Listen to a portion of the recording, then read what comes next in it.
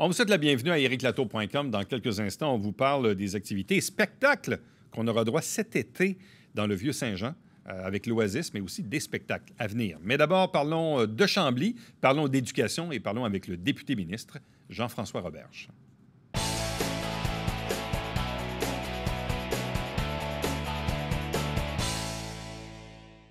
Avant la pause de l'été, c'est souvent le bon moment de faire un bilan de session, entre autres pour nos députés qui vont être peut-être en pause de l'Assemblée nationale, mais pas en pause tout court parce que, évidemment, la charge de travail est encore bien au rendez-vous, surtout quand on a aussi la charge de ministre, ce qui est le cas du député de Chambly, Jean-François Roberge. Bonjour et bienvenue. Bonjour, merci de l'invitation. En fait, c'est drôle, la question que j'avais envie de poser, c'est 3 ans plus tard, et puis, ça a l'air de quoi la job de ministre quand on est aussi député? C'est difficile de concilier tout le temps le travail de comté puis le travail de ministre, mais on finit par trouver notre rythme. Là, après, ça a peut-être pris 6 mois, trouver le rythme vraiment, mais ça prend une équipe solide en comté. Ça, c'est extrêmement important d'avoir quelqu'un, des personnes sur qui je peux m'appuyer. Je suis assez gâté. Donc, ça va bien, puis c'est intéressant, c'est très intéressant d'avoir la chance d'être député de terrain, parler aux citoyens, aux organismes, aux maires, puis de regarder après, quand on est en Conseil des ministres, ce qu'on dit, puis de faire le lien entre un et l'autre pour voir si ça descend toujours. Et est-ce que ça descend? 90 du temps. Puis quand ça descend pas, bien, on le dit au Conseil des ministres. On dit justement, ouais, là, ce qu'on est en train de dire ici, ça résonne pas nécessairement. Ah bon? Comment on va faire? Et on trouve les moyens. Mais c'est une chance, en réalité, de voir les deux côtés de la médaille. Pendant quelques temps, évidemment, vous étiez député d'opposition, porte-parole en matière d'éducation. On connaît évidemment votre passé comme enseignant. Aujourd'hui, vous portez le chapeau de ministre de l'Éducation depuis quand même quelques années maintenant. Quel est le bilan que vous tracez? Puis là, en plus, il y a eu la pandémie à gérer au travers de ça dans un ministère qui a été durement touché par cette fameuse pandémie.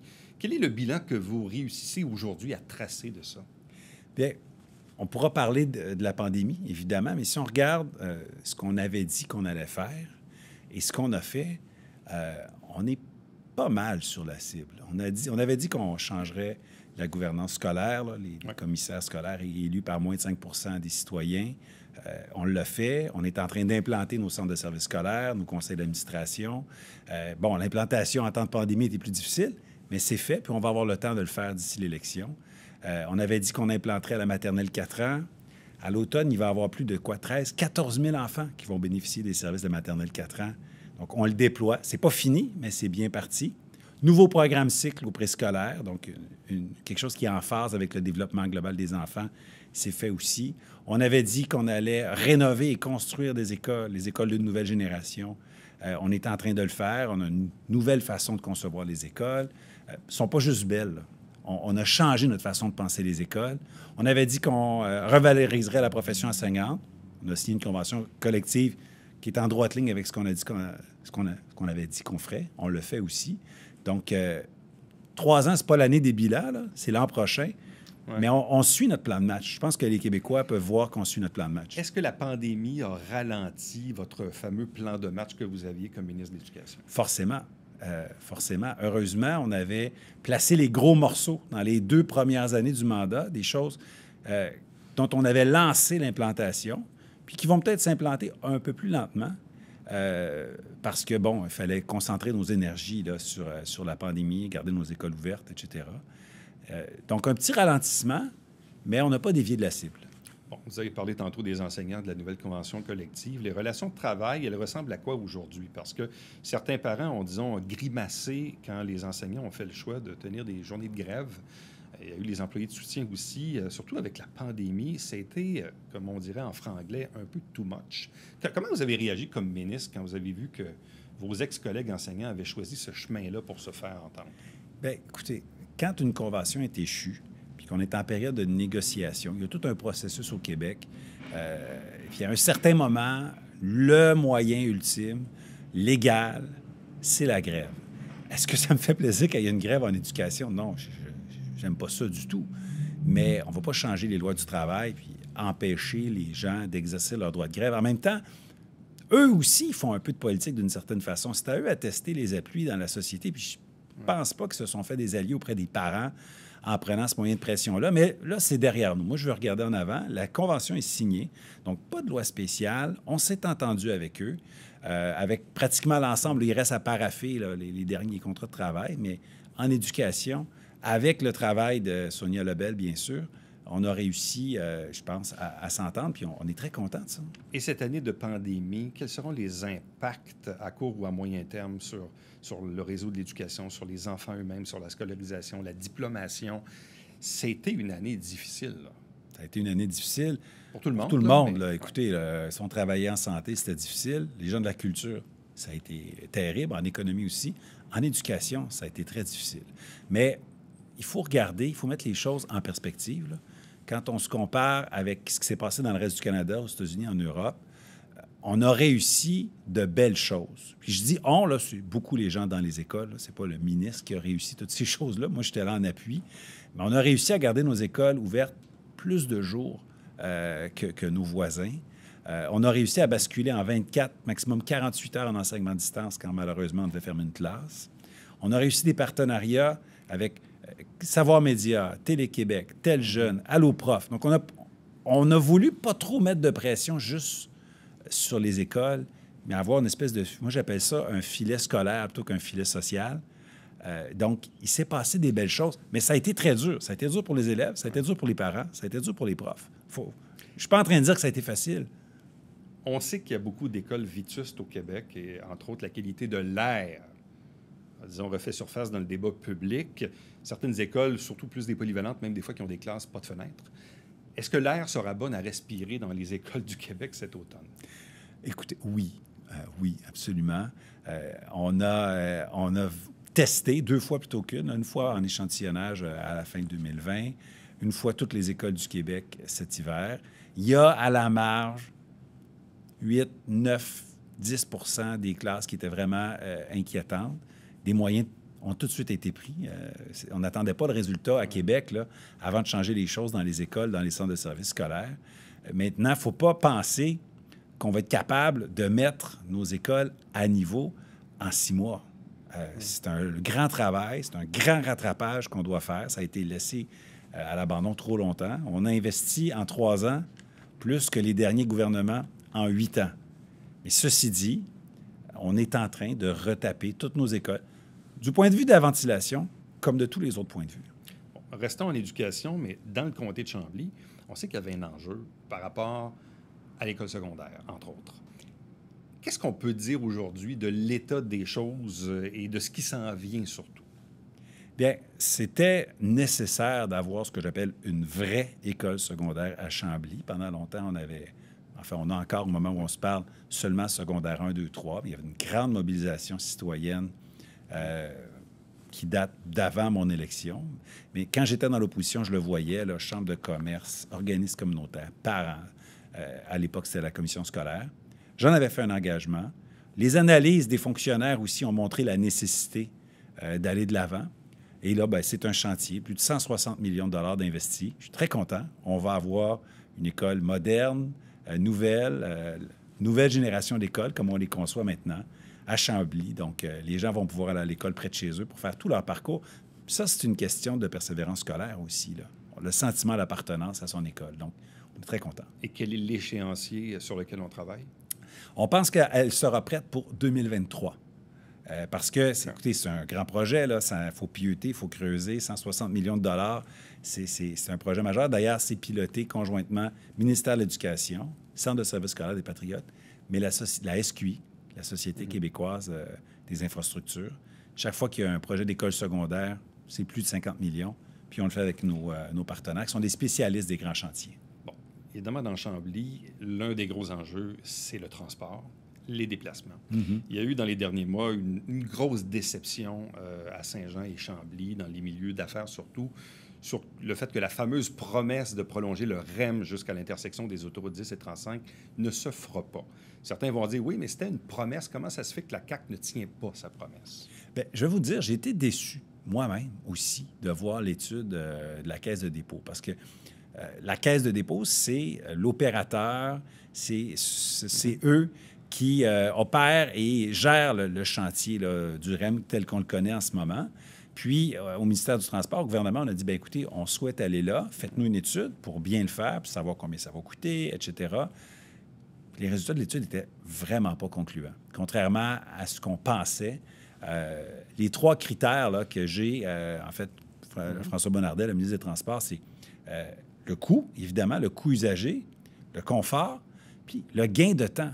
Pour que les gens embarquent dans le train, c'est le cas de le dire, bien, il faut que le citoyen considère que c'est raisonnable, tout ça. L'étude de la Caisse de dépôt nous montrait qu'il n'y avait même pas de gain de temps. Même si on l'avait fait, si on avait investi des centaines de millions dans l'aventure, les citoyens, vraisemblablement, ne l'auraient pas pris parce qu'ils ne gagnaient pas de temps.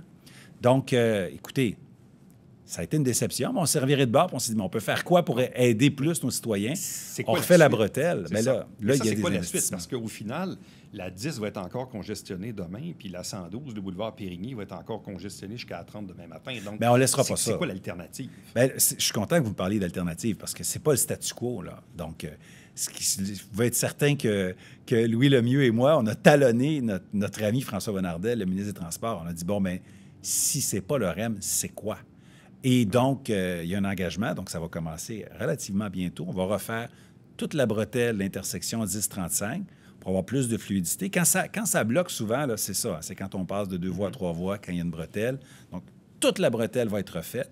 Elle va être refaite plus large. Elle va être refaite pour avoir du transport en commun ou du covoiturage avec des voies réservées. On s'en vient sur la 10 avec des voies réservées. Au début, ça va être usage autorisé pour bus, les fameux UAB. Mais on va avoir un vrai élargissement avec une voie réservée de plus sur la 10. Dans le coin de Laval, sur la Rive-Nord, là, il y en a partout des voies réservées.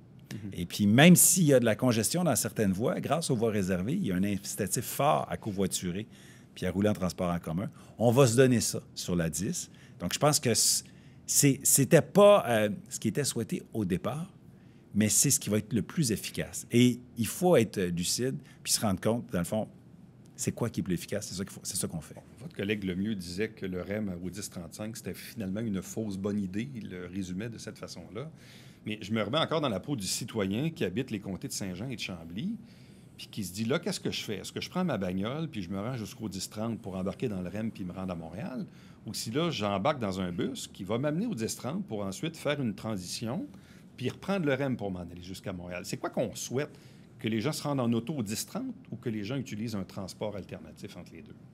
Bien, je pense qu'il va falloir que les gens voient ce qui va se passer avec l'élargissement de la 10. Quand on va avoir la 10 élargie, la voie de plus va être réservée soit au covoiturage, soit au transport en commun. Et donc, ça va être pas mal plus intéressant de se rendre jusqu'au REM en covoiturant à 2, à 3, à 4, puis en transport en commun, puis de passer à côté de tous les véhicules qui sont arrêtés ou ralentis pour se rendre au REM. Donc, c'est une façon quand même d'accélérer et de réduire notre empreinte écologique. Donc, efficacité, rapidité, c'est ça qu'on veut. Et dans le cas de la 112, boulevard Périgny, où il y a un étranglement qui se fait évidemment à la fin de Chambly, début de Carignan, quand on s'en va sur la 30, est-ce qu'il y a quelque chose de prévu dans ce cas-là? Il y a quelque chose qui est à l'étude au ministère des Transports, mais c'est trop tôt pour l'annoncer. D'une certaine façon, en ce moment, Périgny, donc la 112, va bénéficier de ce qu'on va faire sur la 10, avec l'arrivée du REM et l'élargissement de la 10, va bénéficier aussi de ce qu'on va faire sur la 30, parce qu'on élargit la 30 aussi. Et encore une fois, souvent, quand ça bloque sur Périgny, on quitte Chambly, on quitte Carignan, on embarque sur la 112, ça bloque sur la 112. Est-ce à cause de la 112 ou est-ce parce que c'est bloqué en amont sur la 30? Donc, en débloquant la 30, c'est sûr qu'on va aider la 112. Est-ce qu'après, on va devoir faire quelque chose directement sur la 112? Ça se peut. Ça se peut. On est en train de regarder ça. Dernière question. Il vous reste à peu près 15 mois au présent mandat comme ministre, oui, mais comme député de Chambly. Qu'est-ce qu'il vous reste à faire ou un dossier que vous désirez voir réglé dans le comté de Chambly? Bien, on a des chantiers à achever. L'école secondaire à Chambly, une école primaire à Carignan qui s'en vient, une maison des aînés à Carignan qui s'en vient aussi. Donc ça, c'est des gros morceaux. Moi, je veux absolument ramener l'accès au sans rendez-vous pour les patients orphelins au CLSC ou au GMF de Richelieu. J'en avais parlé en 2018. C'est pas fait encore, ça. Ce n'est pas fait encore, mais j'ai des signaux très, très positifs du cabinet du ministre de la Santé. Donc, j'espère pouvoir annoncer ça très bientôt. mais je tiens à régler ça avant l'élection. Jean-François Roberge, merci beaucoup. Merci à vous. Bon été. Oui, bon été à tout le monde. Restez avec nous puisqu'au retour, on vous parle des spectacles qui seront tenus un peu partout dans la région.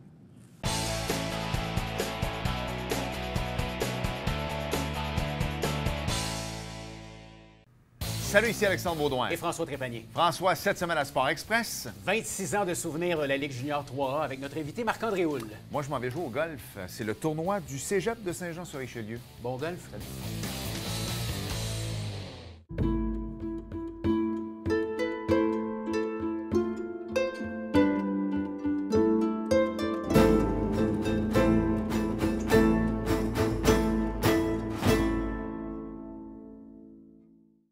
Mesdames et messieurs, bonjour et bienvenue à la Justice entre nous. Mon nom est Seth.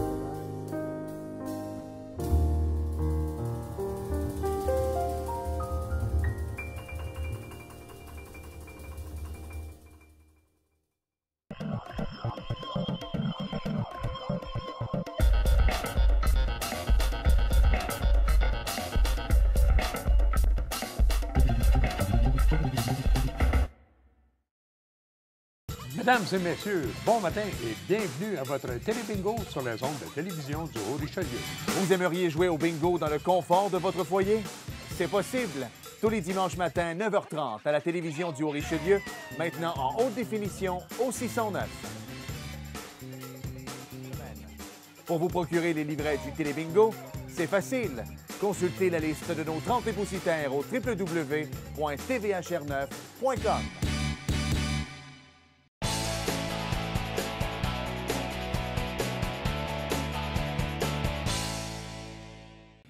Le Québec se déconfine. La Montérégie actuellement est en zone jaune, peut-être en zone verte dans quelques semaines, qui sait. Maintenant, qu'est-ce qu'on peut faire ou qu'est-ce qu'on ne peut pas faire ou qu'est-ce qu'on veut faire aussi? Les gens veulent avoir des activités, souhaitent évidemment avoir des spectacles, mais évidemment dans le respect des mesures. Bref, c'est beaucoup de contraintes quand on organise des événements. Et qu'on va chercher les commanditaires, puis qu'on signe des artistes. Tout ça est drôlement compliqué. Bref, on pose la question un peu à Catherine Hamel de la Société de développement Vieux-Saint-Jean. Bonjour et bienvenue. Bonjour. Et tout ça évolue de jour en jour. Puis là, je me mets dans votre peau, puis je disais, bon, on veut faire quelque chose. Les gens veulent avoir de quoi, mais qu'est-ce qu'on peut faire? Bref, avec quel type d'hypothèse avez-vous jonglé dans les dernières semaines? En fait, toutes sortes, toutes sortes d'hypothèses. La première chose qui était certaine, c'est qu'on revenait avec l'Oasis, donc comme l'an dernier, qui était vraiment un aménagement éphémère là, du mobilier, de l'ambiance, des structures qui amènent une certaine vibe dans le Vieux-Saint-Jean. Et on avait toujours un petit plan B au niveau de l'animation. Donc, on avait en tête peut-être des animations ambulantes, quelques spectacles d'ambiance, mais tout ça sur la glace en attendant de voir si ça allait être permis. Entre-temps, c'est devenu permis, mais un peu plus large que ce qu'on s'attendait. Donc là, on s'est mis à réfléchir, OK, le petit spectacle d'ambiance, en fait, nécessite le même contrôle qu'un spectacle de plus grande envergure, un spectacle avec une prestation artistique que les gens viennent vraiment là, pour assister à un spectacle. Donc, on est là-dedans en ce moment. C'est officiel, on va avoir des spectacles cet été, les jeudis et vendredis soirs. OK.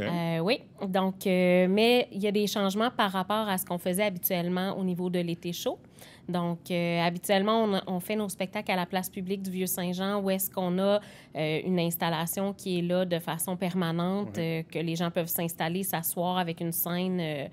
Mais ce format-là n'est pas possible avec les encadrements même actuels. Même en plein air, même... Oui, tout à fait. Donc, il y a plusieurs... Comme je vous dis, on est encore en train de le décortiquer puis d'essayer de trouver exactement la bonne façon de faire, mais ça va être sous réservation. Donc, les gens vont devoir réserver leur place. On va sortir une programmation 1 à 2 semaines avant le spectacle. OK. Donc, les gens, c'est ça, vont réserver leur place. Puis quand on arrive sur place... Et physiquement, le spectacle, il va être où à ce moment-là? Ça va être juste ici, à côté, à la place du quai.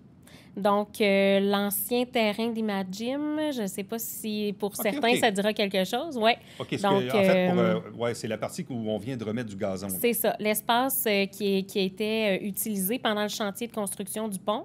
Donc, avec le pont qui se termine, L'ancien le chantier... Trotto, l'ancien Steinberg, l'ancien Imagine. Ouais. C'est ça. Donc, ce terrain-là devient un terrain qui est un petit peu plus facile à contenir dans le sens qu'on va le clôturer parce que l'espace doit être clôturé. Donc, les gens ne peuvent pas simplement arriver et assister à un Là, spectacle. j'ai vu qu'on a mis des bornes colorées en béton. Là. Exactement. Pour Donc, la ça, c'est sécurité. les normes de sécurité habituelles. Donc, pour... OK, donc ça ici, ça va être clôturé Oui. avec une entrée, sortie. Exact. Et là, dans le fond, on peut faire entrer combien de gens dans ce bloc-là? En fait, c'est une estimation. Là, on parle d'à peu près 180 personnes. OK. Mais tout est relatif aux bulles familiales. Donc, exemple, si j'ai, mettons, 50 bulles familiales, si mes 50 bulles viennent avec 4 personnes chacune, bien là, j'ai un 200 personnes, mais j'ai quand même un maximum d'espace selon le pied carré. Mais par OK. contre, si chacune des bulles, c'est une seule personne qui vient, bien là, ça veut dire que j'ai seulement 50 personnes au spectacle. OK. Fait que c'est... Donc, ça reste gratuit, Oui, ça reste mais gratuit. avec un accès contrôlé. Exactement, exactement. C'est sûr que tous les détails vont être sur le site de la Société de développement, donc vieuxsaintjean.com, OK. parce que, comme je vous dis, là, ça évolue, puis ça va relier à un site... OK. Donc, autrement dit, la place publique et le parc des Éclusiers, ça Oui. va demeurer un peu l'espace, un peu comme l'été passé avec l'Oasis. Tout à fait. Mais à la place publique où il y a l'Agora en bas, là, il n'y aura pas de spectacle comme Il tel. n'y aura pas de spectacle avec prestation. On a aménagé du mobilier, des jeux pour les enfants. Donc, OK.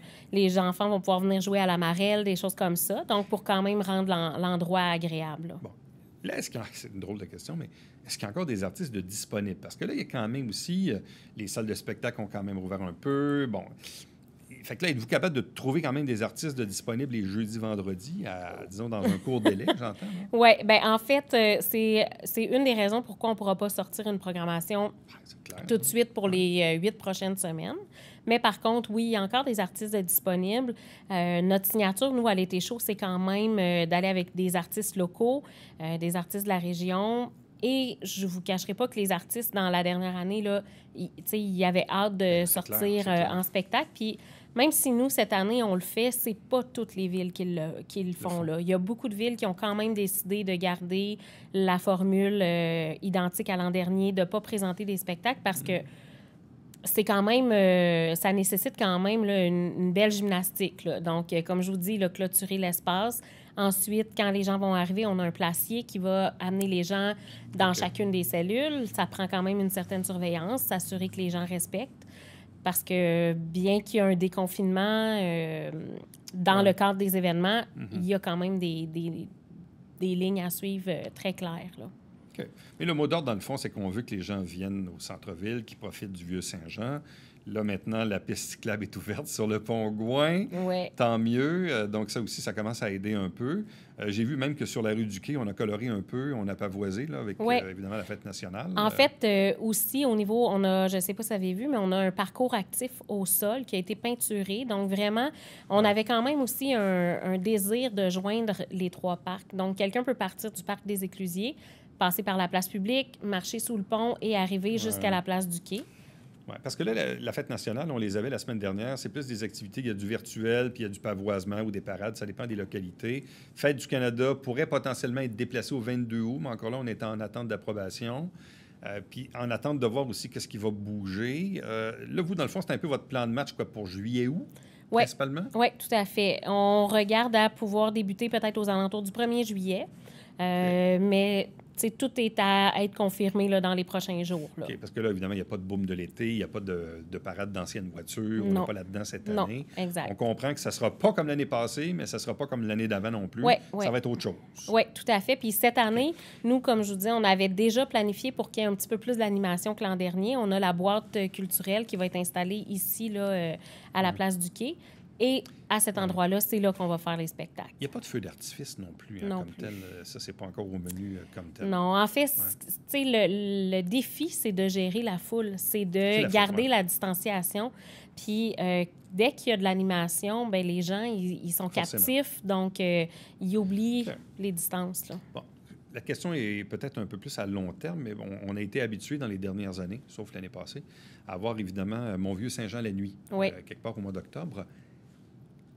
Es-tu capable de faire ça cette année ou ça va être difficile d'aller En vers fait, ça? Même si les gens ont 2 doses et tout, là.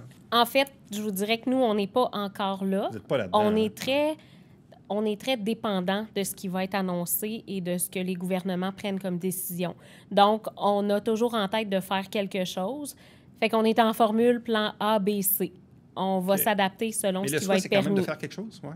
Le souhait, c'est quand même de faire OK. un quelque chose. On s'entend que présentement, les rassemblements peuvent aller jusqu'à 2500 personnes, mais ça dépend de l'espace, ça dépend.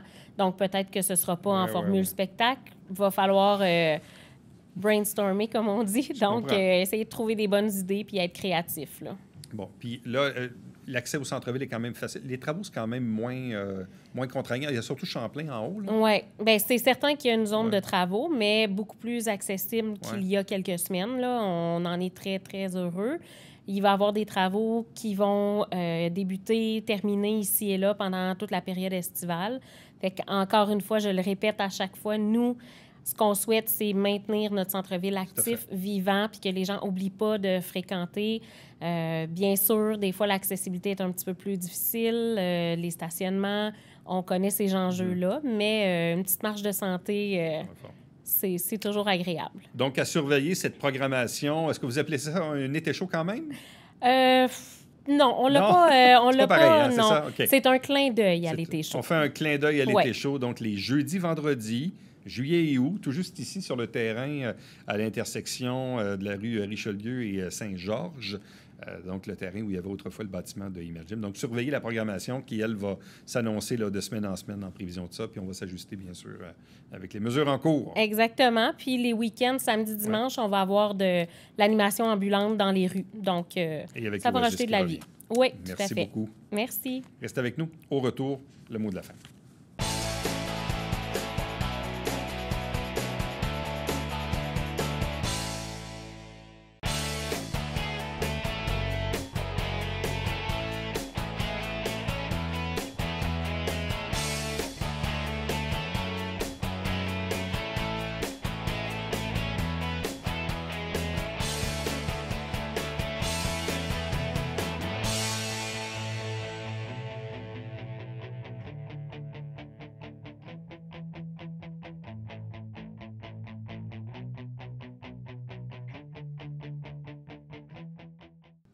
Il y a de belles expositions au domaine Trinity à Iberville jusqu'au 1er août.